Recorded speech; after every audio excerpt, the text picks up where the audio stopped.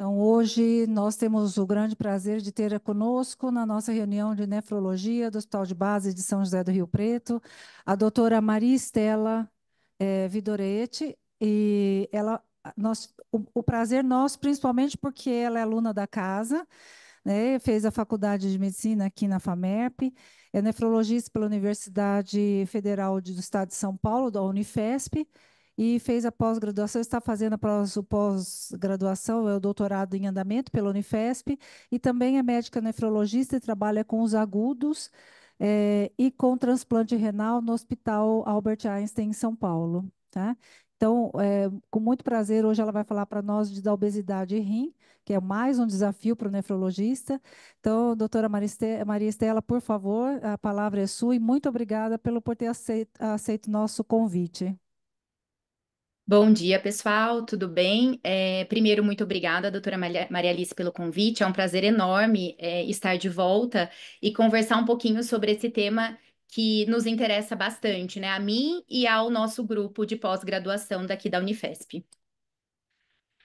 Bom, não é dúvida para ninguém, né, que assim como outras doenças crônicas não transmissíveis, que a gente vive uma pandemia da obesidade, né? Então, em pelo menos 40 anos, o que a gente observa pelo mapa que eu trouxe para vocês é um crescimento expressivo, né, da prevalência da obesidade em vários países do mundo, e inclusive no Brasil, sobretudo países, né, em desenvolvimento e países subdesenvolvidos. O que a gente observa é que em 2016 havia aproximadamente, né, mais de 1,9 bilhões, né, de adultos com diagnóstico de sobrepeso, sendo que destes 13% da população adulta tinha o diagnóstico de obesidade. E quando a gente olha à frente, né, em 2025, a gente observa que o cenário não mudou muito, né? Estima-se que em 2025 teremos o diagnóstico de obesidade para 700 milhões de adultos, o que dá aproximadamente um para cada 8 adultos com o diagnóstico dessa doença. O Brasil, como um reflexo, né, do que acontece no mundo, não é diferente, né? O Brasil, um país em desenvolvimento, em menos de 15 anos, experimentou um aumento de aproximadamente 70% na prevalência de obesidade, né, de 2006 a 2019. E em 2022, o que a gente observava é que era aproximadamente um quarto da população brasileira adulta tinha um diagnóstico de obesidade, sendo que a frequência é equivalente, né, entre os sexos e é menor quanto maior o grau de escolaridade. O que a gente utiliza hoje como métrica para o diagnóstico de obesidade é o índice de massa corpórea, que é uma relação, né, sobre o peso pela altura ao quadrado. É a métrica mais amplamente utilizada atualmente, né, que classifica os pacientes em obesidade grau 1, grau 2 e grau 3 ou mórbida, a partir, né, dessa métrica, mas a gente sabe que o índice de massa corpórea, ele tem muitas limitações, né? Ele subestima a adiposidade em indivíduos com baixa massa muscular e ele acaba superestimando também a adiposidade em indivíduos que são musculosos, né? Então não leva em conta a massa muscular dos pacientes. E isoladamente, o IMC, ele não reflete a presença de lesão de órgão-alvo. Por conta disso, uma comissão internacional se reuniu para revisar os critérios de obesidade recentemente, inclusive foi uma publicação do Lancet de março desse ano, em que eles revisaram os critérios diagnósticos e a classificação da obesidade. Então, a primeira coisa é a gente precisa definir e confirmar o que é a adiposidade, e uma vez confirmada a adiposidade, a gente consegue dividir a obesidade em dois estágios diferentes, né? A obesidade clínica e a obesidade pré-clínica. Como que a gente confirma a adiposidade? Não vou me delongar aqui, mas eu trouxe para vocês quais são as propostas, né, por essa comissão internacional, mas pode ser feito através de medidas diretas, como a bioimpedância ou a densitometria do corpo inteiro. Pode também ser utilizado o índice de massa corpórea, desde que leve em conta mais de uma medida antropométrica, uma vez que a gente não quer, né, de novo, se limitar, né, às questões do IMC que eu falei para vocês anteriormente. E uma vez confirmado a adiposidade através desses métodos, a gente vai ter dois cenários, né? A obesidade clínica, em que eu tenho a evidência da alteração da função orgânica desse tecido adiposo, e limitação de atividades básicas ou de mobilidade causadas pelos efeitos da obesidade. Então, é aquele paciente que eu tenho a adiposidade confirmada. e ele tem pelo menos um desses critérios. Por exemplo, ele tem a adiposidade confirmada e ele tem um pré-diabetes. Ou ele tem a adiposidade confirmada e ele tem uma síndrome da apneia e hipopneia obstrutiva do sono. Ou se ele tiver a adiposidade confirmada e ele tiver alguma limitação das suas atividades do dia a dia, que é secundária aos efeitos da obesidade. Isso, então, é obesidade clínica. E a obesidade pré-clínica é aquele paciente que tem o diagnóstico de adiposidade, mas ele não tem os critérios para obesidade clínica que eu citei anteriormente. Isso é super importante, porque, mais uma vez, estratifica os nossos pacientes em riscos, né? E também define qual paciente eu preciso fazer intervenções um pouquinho mais agressivas e assertivas, ok? Em relação à fisiopatologia da obesidade, a obesidade ela tem uma fisiopatologia super complexa, mas tudo aquilo que afeta o balanço energético, que culmina com o balanço energético positivo, leva ao ganho ponderal, né? Então faz parte, compõe a fisiopatologia da obesidade. O balanço energético positivo, por sua vez, é fruto de vários fatores que atuam único e de forma coexistente com outros. Então, fatores sociais, fatores ambientais, genéticos, metabólicos, individuais, eles modulam o apetite e, ao modular o apetite, eles podem alterar esse balanço energético, favorecendo um balanço energético positivo, e isso leva ao ganho ponderal. E a gente não pode esquecer de jeito nenhum que tratar a obesidade é também olhar para o indivíduo e o meio em que esse indivíduo convive.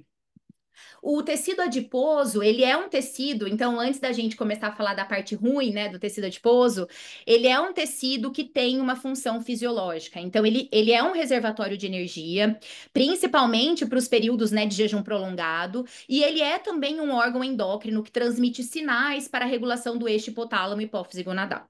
Então não é só coisa ruim, mas a gente sabe também que esse tecido adiposo hipertrófico é um tecido adiposo que leva à isquemia tecidual. E ao levar a isquemia tecidual, ocorre a produção de múltiplas citocinas pró-inflamatórias por esse tecido adiposo, levando, né, à atração de outras células inflamatórias para a gordura, principalmente a gordura visceral, o que piora a inflamação. E quando eu falo de tecido adiposo disfuncional, eu estou falando de uma polarização imunológica. A polarização imunológica é um conceito que foi estudado em estudos retrospectivos, tem alguns estudos prospectivos em andamento que falam sobre polarização imunológica, inclusive é um tema estudado pelo nosso grupo de estudo. E o que se postula é que a obesidade, ela favorece a concentração, né, a polarização de células inflamatórias específicas em detrimento de células anti-inflamatórias. Então, polarizando principalmente para um polo de macrófagos M1 em detrimento de macrófagos M2 e linfócitos T reguladores, favorecendo não somente o ambiente pró-inflamatório, como também a resistência insulínica e a piora do controle de outras comorbidades. E dada a importância, né, e pensando na relevância desse tema e no papel que nós chamamos o papel adipocêntrico da obesidade, a American Heart Association, em conjunto, né, com outros comitês internacionais, introduziu um novo conceito, que é esse conceito, né, Síndrome Cardiovascular Renal e Metabólica, CKM, que descreve, né, a interconexão entre doenças cardiovasculares, renais e metabólicas, reconhecendo que essas condições elas coexistem e elas podem se agravar mutuamente. Além disso, essa recomendação ela surge, né, para dar importância ao tema, e não só importância ao tema e à doença já uma vez estabelecida, mas também importância à identificação dos fatores de risco e a preconização, né, de medidas de prevenção para a população de risco para esta síndrome. E quando a gente fala da obesidade, nós estamos falando de uma doença multissistêmica, né, e que acomete múltiplos órgãos, e literalmente aqui as complicações elas são dos pés à cabeça, e eu trago o destaque para vocês dois destaques específicos, né, que são as complicações metabólicas, como diabetes, dislipidemia e hipertensão, mas também agora com enfoque para as doenças renais e, sobretudo, a glomerulopatia da obesidade, que está associada, né, que é uma complicação importante da obesidade.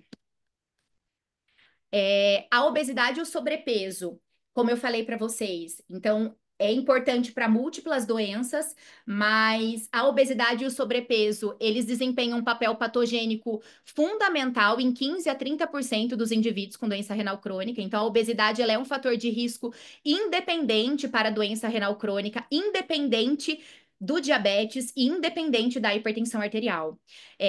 Há maior incidência de progressão para a doença renal terminal para os indivíduos que tenham obesidade e outras doenças renais. Então, são indivíduos que progridem mais rapidamente para o estágio final da doença renal crônica. Mas acho que a grande pergunta é, né, Estela, como que isso acontece independente do diabetes e independente da hipertensão, que são condições que coexistem com a obesidade? A resposta para isso eu acho que a gente não tem, mas eu acho que reside um pouco na fisiopatologia que eu citei para vocês anteriormente, que a obesidade ela é uma doença crônica inflamatória de baixo grau e a produção dessas citocinas pró-inflamatórias, em algum grau, elas vão gerar alterações metabólicas e elas vão impactar no desenvolvimento e na progressão da doença renal crônica. Então, sim, é um fator de risco independente das principais comorbidades, como o diabetes e a hipertensão. E além de ser uma doença inflamatória crônica e de baixo grau, a gente sabe que a obesidade, sobretudo a obesidade visceral, ela gera um aumento de pressão intraabdominal e se postula que isso possa ter algum impacto, né, na progressão da doença renal também, além da deposição ectópica de gordura nos rins e em outros órgãos também.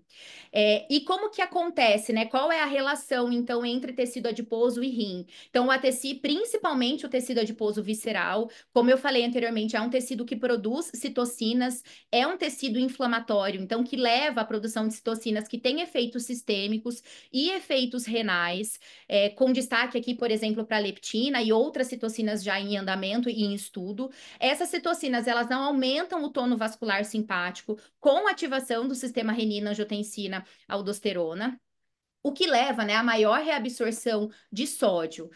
E aqui, além da ativação do sistema renina-angiotensina-aldosterona pelas vias habituais, lembrando que o tecido adiposo é uma fonte de angiotensinogênio, existem outras ativações, acredita-se, né, que existam outras ativações aberrantes do sistema renina-angiotensina-aldosterona através, né, do tecido adiposo visceral ainda em estudo e ainda não elucidados.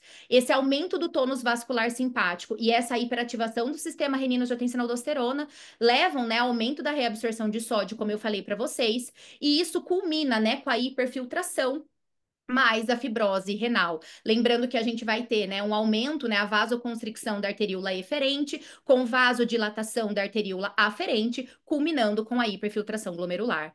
A hiperfiltração glomerular vai levar ao aumento da pressão hidrostática intraglomerular, culminando com o espessamento da membrana basal glomerular e hipertrofia podocitária, e isso leva à permeabilidade glomerular, e proteinúria, que em última análise pode, né, evoluir com glomerulosclerose segmentar e focal. E aí, aqui a gente entende por que que a obesidade ela é um fator de risco independente para a progressão da doença renal crônica. Porque uma vez que ela leva a morte, né, ela leva a esclerose de néfrons, a gente sabe que os demais, né, que a massa de néfrons remanescentes ficarão sobrecarregadas e mais uma vez perpetuando a hiperfiltração e a sobrecarga dos néfrons remanescentes. Na histopatologia, os achados, né, da glomerulopatia da obesidade vão ser glomerulomegalia, baixa densidade glomerular, e em alguns casos, né, a gente pode encontrar a GESF, principalmente em glomérulos perilares, como outras manifestações menos comuns, a expansão da matriz mesangial, fibrose e atrofia tubulares, e vacúolos, né, a presença de vacúolos lipídicos intracelulares, de tipos celulares específicos, como células mesangiais ou células tubulares. Na imunofluorescência, pode ou não, né, estar presentes depósitos inespecíficos de IgM e C3 de distribuição difusa, mas principalmente nas áreas de esclerose. Dito isso, né, então, visto, né, a importância desse tema e a relevância que esse tema tem, né, não só do ponto de vista clínico, mas do ponto de vista nefrológico, eu acho que é super importante entendermos quais vão ser as nossas abordagens e quais as nossas perspectivas no que diz respeito ao tratamento dessa doença. Então, o tratamento da obesidade, no contexto da doença renal crônica, então ele vai ter impacto não somente na perda de peso, mas ele vai ter impacto na resolução e no controle de múltiplas doenças que estão associadas à obesidade. Então, veja, essa tabela traz para nós que os percentuais de perda de peso, eles podem impactar diretamente no controle e ou na resolução de diferentes complicações associadas à obesidade. E isso é importante a gente entender qual é o cenário do nosso paciente e qual que é o impacto da perda de peso, né? E o quanto esse paciente eventualmente precisa realmente perder de percentual de peso para atingir, né, determinado desfecho, porque isso vai fazer com que nós, médicos, equipe multidisciplinar, inclusive com endocrinologistas, né, com especialistas em obesidade, que a gente discuta, né, metas de saúde e quais vão ser as estratégias de tratamento a serem instituídas para os nossos pacientes. No que diz respeito à obesidade e à doença renal crônica, o que nós temos hoje de perspectivas, né, e de tratamentos possíveis são os inibidores do sistema renina, angiotensina, aldosterona, os inibidores do SGLT2, os análogos do GLP-1 e, por fim, a cirurgia bariátrica. Lembrando que aqui eu trouxe abordagem farmacológica e a abordagem cirúrgica, mas lembrando, né, que a mudança de estilo de vida é para todos, mesmo sem o diagnóstico de obesidade. Então, para aqueles pacientes que estão em fases de prevenção, né, quando a gente está falando de prevenção primária, a gente já está falando de exercício físico e dieta para todos, né, e uma dieta balanceada para todos, mas aqui a minha abordagem ela vai se direcionar especificamente para farmacológica e cirúrgica. Então, quando a gente fala, né, dos inibidores do sistema renina-angiotensina-aldosterona e dos inibidores do SGLT2, nós estamos falando de duas medicações que elas interferem diretamente na fisiopatologia da glomerulopatia da obesidade, como eu falei para vocês, né? Os inibidores do sistema renina-angiotensina-aldosterona somados aos inibidores do SGLT2, eles vão reduzir a hiperfiltração, uma vez que eles atuam em arteríolas diferentes, um na eferente, o outro na aferente, e ao reduzir a hiperfiltração, a gente culmina com redução de proteinúria. Lembrando que é uma medicação que é uma proteção que a gente oferece tanto para indivíduos obesos como sem obesidades, né, na questão da doença renal crônica, mas aqui com um olhar especial aos indivíduos com esse diagnóstico. Aí a pergunta é, Estela, tá aí, e para os pacientes que não têm proteinúria, né? Existe alguma eficácia comprovada? Não tem estudos que mostram eficácia no uso dessas medicações para aqueles pacientes com doença renal crônica, obesidade sem proteinúria. É muito difícil, né? Eu acho que a gente fazer inferências, mas talvez ao utilizar essas medicações, num estágio pré-clínico, né? Num estágio pré-doença, a gente reduza, né, esse impacto que ocorre já em estágios iniciais da obesidade, reduzindo, né, o impacto no médio e longo prazo e evolução com proteinúria.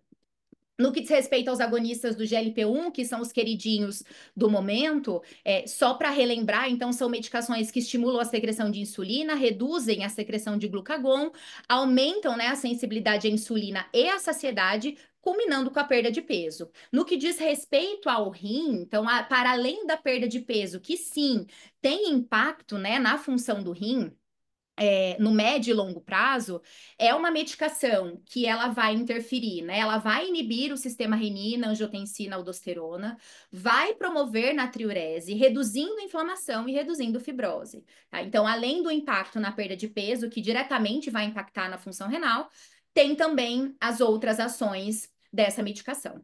E isso foi muito bem consolidado, né, por um estudo recente que foi publicado ano passado, que é o estudo FLOW, que avaliou, né, o ensaio clínico randomizado multicêntrico, que randomizou pacientes com doença renal crônica e diabetes, né? E aí o range de taxa de filtração glomerular foi de 25 a 75. Para aqueles pacientes que tinham uma taxa de filtração maior, foi tolerado, né, uma A/C menor de 300 a 5.000, e para aqueles pacientes, maior, na verdade, e para aqueles pacientes com taxa de filtração menor, uma proteinúria menor, né, um range de 100 a 5.000. Uma média de segmento aí de 3,4 anos. Os pacientes, eles foram randomizados em dois grupos, né? Foram randomizados para o grupo semaglutida. O grupo semaglutida recebeu 1 miligrama de semaglutida por semana, lembrando que essa dose foi escalonada, né? Não começou inicialmente com 1 miligrama, foi escalonado lentamente a cada 4 semanas. E o outro grupo recebeu placebo.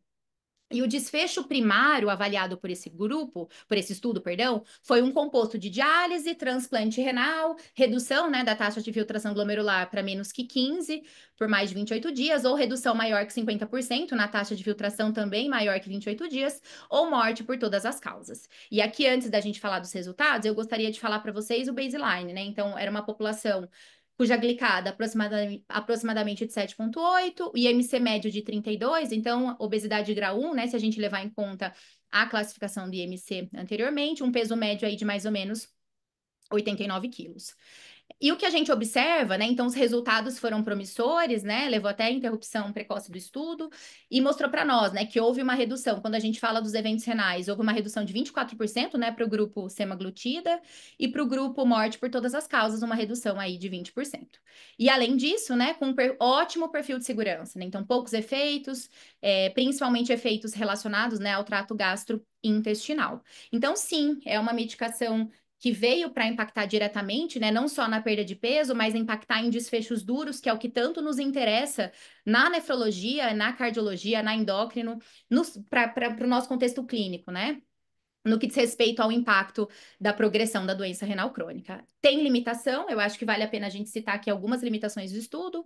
Primeiro, a gente sabe que o estudo, eu acho que talvez a principal limitação, né, é que a combinação de todos os pacientes, né, então para ser randomizado, os pacientes tinham que fazer uso, né, de dose máxima tolerada, dose máxima ou dose máxima tolerada de Ecobra. Aqueles pacientes que não toleravam também poderiam ser randomizados, mas idealmente dose máxima ou dose máxima tolerada. E não era um critério de inclusão obrigatório o uso do ISGLT2, né? Então a gente sabe que mais ou menos 15% de cada um dos grupos fazia uso de fato dessa medicação. Então, eu acho que limita um pouco. E aí, os pacientes não usavam também os antagonistas do receptor mineralocorticoide, que eu acho que é importante destacar. Então, acho que isso limita um pouco a capacidade do estudo de avaliar os efeitos adicionais dessa terapia combinada, né? Quando a gente fala de inibidor do sistema renina, ISGLT2, antagonista do receptor mineralocorticoide, plus a semaglutida. Mas ainda assim, é um estudo que trouxe para nós. Ventilou para nós, né, resultados positivos, e que vale a pena, sim, a gente considerar quando a gente tem esse perfil de paciente, né? E aí, acho que a próxima resposta aí para os pacientes que não têm diabetes, mas têm doença renal crônica, né? Acho que esses são os próximos passos aí para o futuro. E aqui, olhando para a obesidade, olhando para a doença renal, a gente vê que nós temos vários fatores que compõem a fisiopatologia, né? Fatores hemodinâmicos, fatores metabólicos, fatores inflamatórios, e as medicações que foram estudadas e que estão sendo estudadas, elas visam exatamente mitigar esses mecanismos, seja no paciente, né, com o diagnóstico de obesidade, seja no paciente sem esse diagnóstico, para reduzir a progressão da doença renal crônica.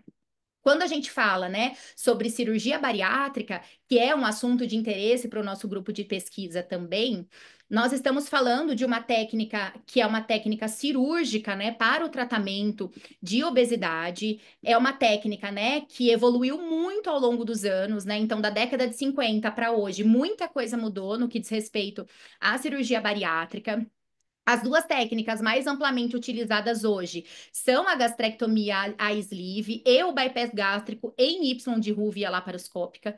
E a evolução dessas técnicas, né, fizeram com que elas ganhassem efetividade e com diminuição dos riscos também, tá? E é importante que a gente entenda que a cirurgia bariátrica, ela é sim um tratamento para a obesidade, faz parte do nosso arsenal terapêutico para o tratamento dessa doença. Os mecanismos envolvidos na perda ponderal são vários, né? São mecanismos restritivos, mecanismos desabsortivos, mas, sobretudo, uma alteração hormonal e metabólica bem importante em hormônios que estão envolvidos na regulação do apetite, e por isso que se acredita, né, que o reganho de peso seja menor quando os pacientes são submetidos a esse tratamento. E aqui eu não estou falando que faz parte, né, da nossa, não é da nossa alçada nefrológica, né, indicação de bariátrica, não é isso, mas eu acho que uma vez que a gente identifica o paciente que precisa perder uma quantidade grande de peso e que talvez o nosso arsenal terapêutico medicamentoso seja limitado para aquela população, é imprescindível que a gente encaminhe esse paciente para uma avaliação especializada com o endocrinologista que vai fazer os cuidados pré e fazer a indicação da bariátrica se houver necessidade, tá? Existem alguns estudos, né, que mostram para nós que a função renal ela melhora após a cirurgia, né, juntamente com uma redução significativa do IMC. É claro que é dependente sim da perda de peso, como eu falei para vocês, porque se acredita, né, que o percentual de perda de peso ele vai impactar diretamente em mais ou menos comorbidades, e isso se aplica também à função renal. Esse é um estudo prospectivo longitudinal que envolveu um número bem grande de pacientes, mais de 24 mil pacientes.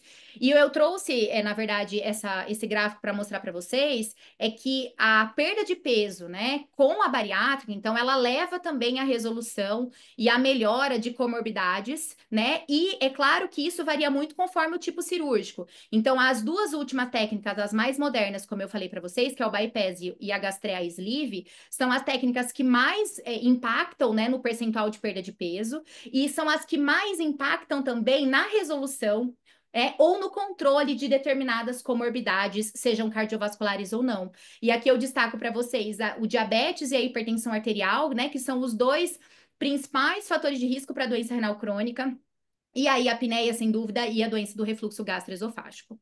E aqui é a nossa expectativa para o futuro, né? Eu trouxe para vocês o que tem acontecido na nefrologia, então, independente do cenário do diagnóstico da obesidade, nós estamos vivendo anos de ouro, né? Pelo menos é o que dizem, no que diz respeito às novas terapias, aos novos cuidados, né, para mitigar a progressão da doença renal crônica e para tentar, né, aproximar a nossa curva, né, esse ângulo do ângulo que é o ângulo do envelhecimento, né, a perda da função renal associada ao envelhecimento somente. De take-home messages que eu trago para vocês, né, é que a obesidade é um fator de risco independente para doença renal crônica, mesmo na ausência de hipertensão ou diabetes. É um estado inflamatório crônico e profibrótico, e isso não pode, né, passar despercebido para nós. A hipertensão, a hiperfiltração glomerular exerce um papel central na fisiopatologia da glomerulopatia da obesidade, e, portanto, a albuminúria ela pode estar presente precocemente, mesmo sem que haja alteração da função renal. A perda ponderal está associada à redução da proteinúria e melhora do perfil hemodinâmico renal. Estratégias terapêuticas apresentam benefícios renais, além de impactar no controle metabólico. E, por fim, a obesidade ela deve ser reconhecida como importante comorbidade renal e incorporada de forma sistemática à abordagem multidisciplinar em pacientes com doença renal crônica.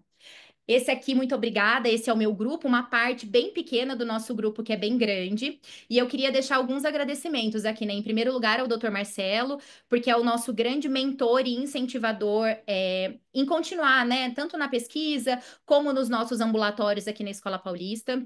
É uma grande figura hoje de obesidade e rim no Brasil. Um agradecimento especial aos meus amigos Raquel e Leandro, que me ajudam todo o tempo nessa jornada, que é uma jornada muito bonita, mas também muito cansativa em alguns aspectos. E por fim, eu queria deixar um abraço para Paola, uma amiga querida de Rio Preto, a quem eu admiro demais. Obrigada.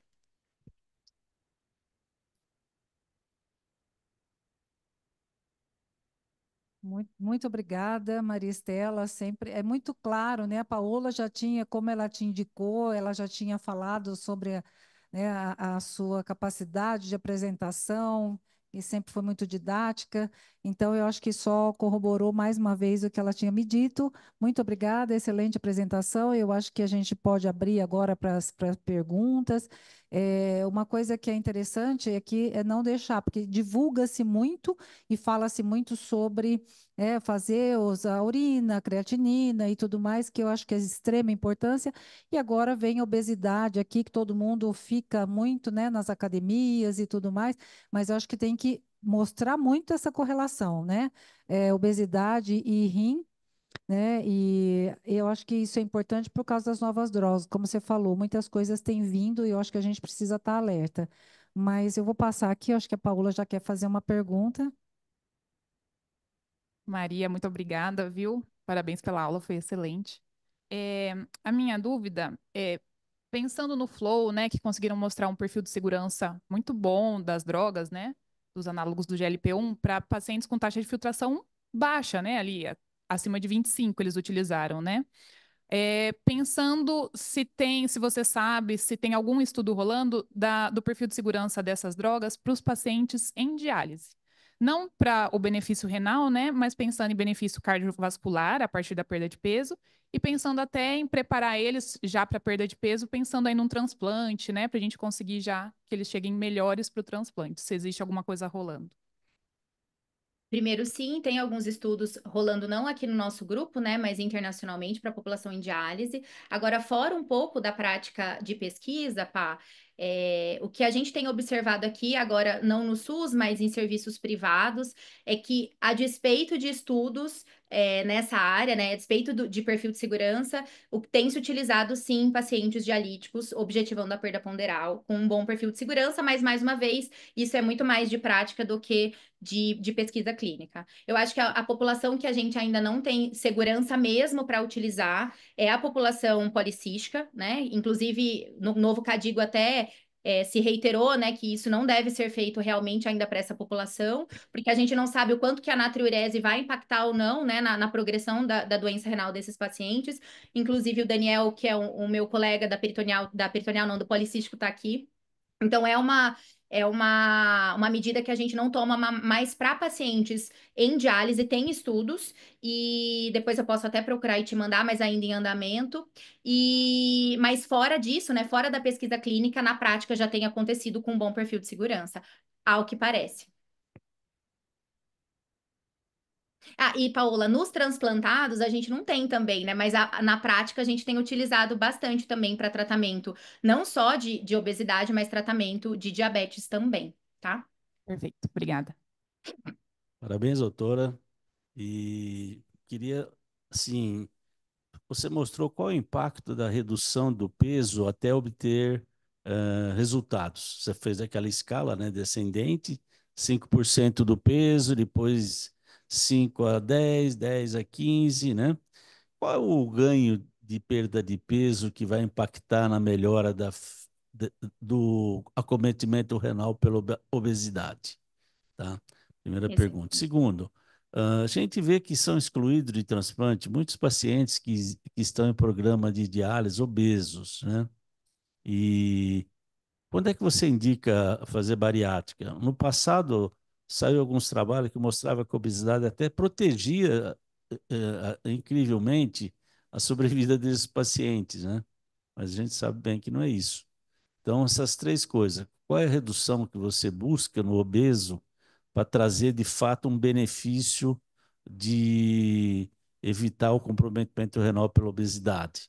E Tá? quando que vocês indicam bariátrica, tanto na diálise como no pós-transplante? Doutor, a primeira pergunta não tem na tabela, mas o Flow responde isso para nós, né? Então, os pacientes do grupo intervenção que receberam a semaglutida, eles tiveram uma perda aproximada de mais ou menos 5%. Então, assim, se a gente for olhar, é uma perda muito pequena. E ainda assim, são pacientes que, na verdade, no que diz respeito aos desfechos, houve uma redução expressiva nos desfechos duros para nós, né? Desfechos renais e desfechos de mortalidade. Então, o que se acredita é que pequenas perdas de peso, e aqui eu vou usar os 5%, já seriam suficientes para impactar na função renal e no controle de outras comorbidades. Agora, no que diz respeito à cirurgia bariátrica, doutor, o meu estudo, né, o nosso estudo, uma parte, né, do estudo que a gente faz de um temático sobre obesidade de rim é para pacientes para bariátrica, né, com indicação de bariátrica, não transplantados, tá? O que a gente observa é que, assim, em geral, esses pacientes, eles são encaminhados para a bariátrica quando eles possuem um IMC, né, eu vou usar essa métrica, maior que 40 ou 35 com comorbidades. Isso é o que são nos livros, né? Na prática, o que a gente vê é que chegam pacientes com IMCs muito mais elevados, né? Então, a média, por exemplo, do nosso estudo, é de mais ou menos um IMC de 55 de indicação, né, para pacientes com a bariátrica, e eles chegam na bariátrica por conta de não ter condições de bancar um tratamento medicamentoso para a obesidade. Então, não conseguem bancar, por exemplo, o GLP, não conseguem bancar medicações como o Contrave, que é a bupropiona com naltrexone, e usam medicações como topiramato, às vezes usa sibutramina, aqueles que podem e não têm risco cardiovascular. Então, veja, eles chegam na bariátrica porque eles não conseguem acessar o arsenal terapêutico que antecede a bariátrica, entendeu? No transplante, a mesma coisa. No transplante, em geral, as indicações utilizadas são mais ou menos essa, né? Pelo menos é o que a gente vê no nosso ambulatório. Mas, mais uma vez, muitas vezes porque os pacientes não têm esse arsenal terapêutico farmacológico anterior.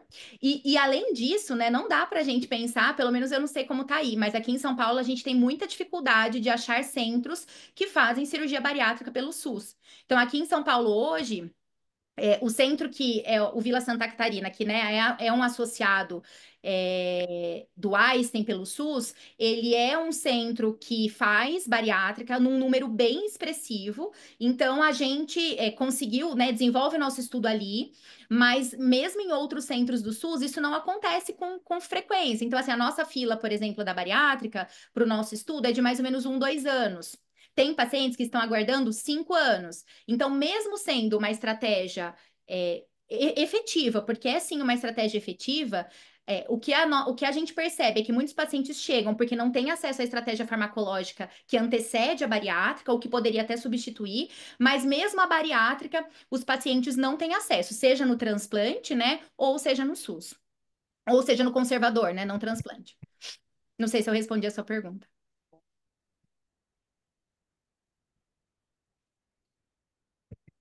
Eu não sei se tem algumas pessoas online, doutor Daniel, doutor Natalino, Angeline. Se quiserem fazer também alguma pergunta, podem abrir aí o áudio e fazer suas perguntas, mas se ninguém tem mais, eu só agradeço novamente, né, eu tenho a agradecer novamente pela sua presença aqui conosco. Com certeza chamaremos mais vezes, né, se puder. Ou que você venha pessoalmente para nos presentear, né, com sua presença aqui e toda essa sua expertise agora quando você defender também, né, depois que defender, ou nos convide para a defesa também. Mas, de qualquer forma, muito obrigada, Maristela, né, e excelente apresentação. E eu acho que a gente pode encerrar aqui, né, só dizendo que é sempre um prazer poder estar aqui com uma ex-aluna aqui da FAMERP e que teve um sucesso, né, continua um sucesso aí fora também. Muito obrigada. Muito obrigada, doutora. Obrigada por todos. É sempre um prazer estar de volta. A FAMERP tem um lugar enorme no meu coração. Muito obrigada e sempre que precisarem, eu estou à disposição. Muito obrigada. Um beijo. Obrigada. Beijo. Tchau.